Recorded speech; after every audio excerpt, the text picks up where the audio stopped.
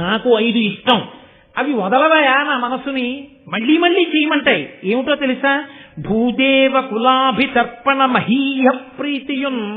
ఈ భూమి యందు దేవతల వంటి బ్రాహ్మణులు ఆ వేదం చదువుకుని పరమభక్తితో జీవనం చేసేటటువంటి బ్రాహ్మణులు కనపడ్డప్పుడు వాళ్ళని సేవించాలని, వాళ్ళకి నమస్కరించాలని నా మనసు వెంపర్లాడుతుంటుందయ్యా.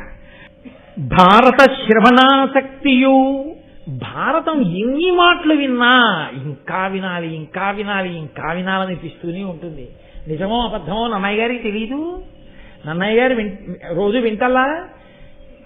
రాజరాజ నరేంద్రుడు చెప్తున్నది యథార్థమే, అందుకు కదూ ఆంధ్రీకరించారు. అంటే నన్నయ్య గారి లాంటి శక్తి ఉన్నవాడు ఉన్నా ఆయనకి ఆంధ్రీకరించాలన్న కోరిక పుట్టాలంటే అటువంటి రాజు కూడా పుట్టద్దు.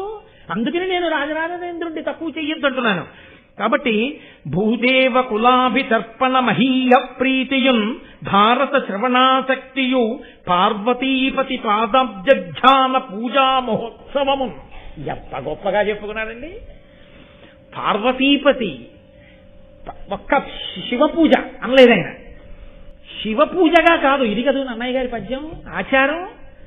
ఇద్దరిని కలిపి పూజ చేస్తాం మనం. పార్వతీ పరమేశ్వరుడు, లక్ష్మీనారాయణుడు అలా అంటాం గాని వాణి హిరణ్యగర్భాభ్యాం నమః, శిశి పురంధరాభ్యాం నమః అంటాం గాని ఎవరో ఒకరి నుంచి ఒకరు వదిలేయడం మన సంప్రదాయంలో లేదు.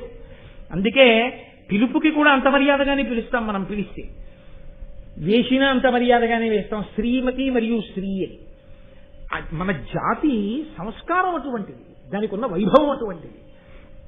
కాబట్టి ఆ పార్వతీపతి ఉన్నాడే, ఆ పార్వతీ పరమేశ్వరుల యొక్క పాదముల వంక చూస్తూ, ఆ పాదముల సేవ చూస్తూ గంధం అలదాలన్నా, పూజ చెయ్యాలన్నా లలితా సహస్రంతో 1000 పువ్వులు వేసేసి, శివసహస్రంతో 1000 పూజలు వేసేసి, 1000 పువ్వులు వేసేసి, గంధం అలది, కుంకుమార్చన చేసేసి, ధూపం వేసేసి, ఎన్ని చేసినా అయ్యో ధూపం దగ్గరికి వచ్చేసానా, మళ్ళీ ఎప్పుడు చేస్తాను పార్వతీపతి పూజ, మళ్ళీ సాయంకాలం కూర్చొని చెయ్యాలి అనిపిస్తుందా ఆనమయ?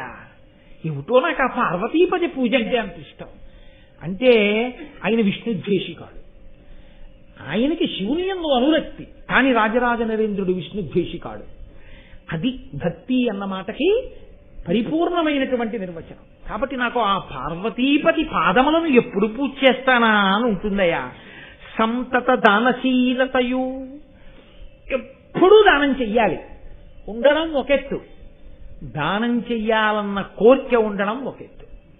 సాధారణంగా ఉండడము అన్న మాటకి లక్ష్మి విషయంలో ఉండేటటువంటి ప్రారంభం ఏమిటో తెలుసా అండి?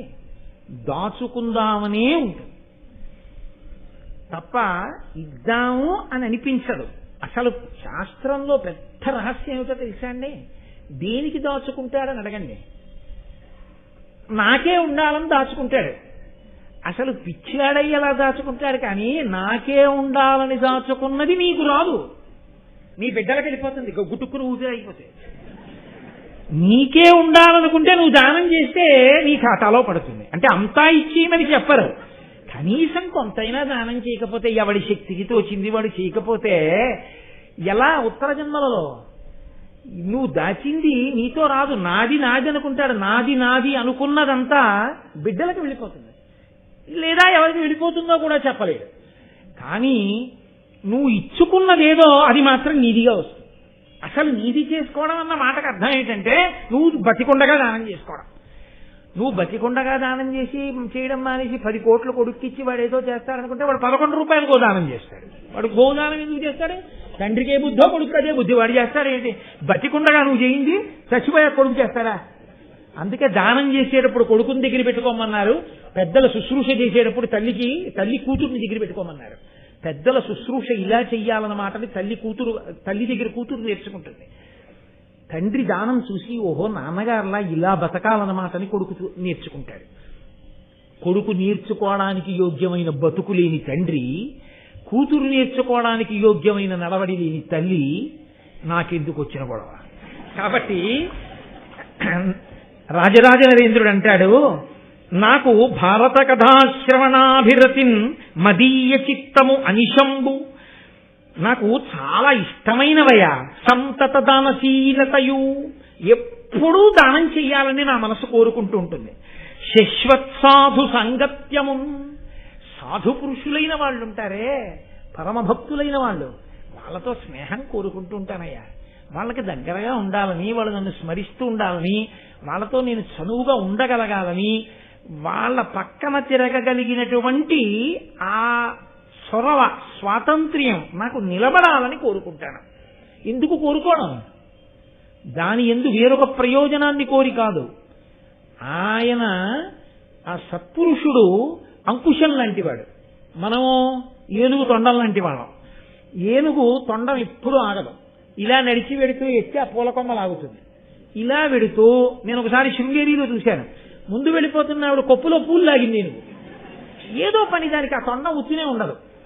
మామట ఏం చేస్తాడంటే పక్కనే ఆ అంకుశం పట్టుకుని ఆ తొండం మీద ఇలా అంటాడు. అంతే మళ్ళీ తిరిగి నింపేస్తుంది. మళ్ళీ కాసేపు ఆగి మళ్ళీ ఎత్తుతుంది, మళ్ళీ ఏదో పీకుతుంది, మళ్ళీ ఇలా అంటాడు, మళ్ళీ దింపుతుంది. సత్పురుషుడితోటి సాంగత్యం ఎటువంటిదో తెలుసా అండి? రామకృష్ణ పరమహంస చెప్పిన మాట, అంకుశం ఉన్న మావటిని పక్కన పెట్టుకోవడం లాంటిది.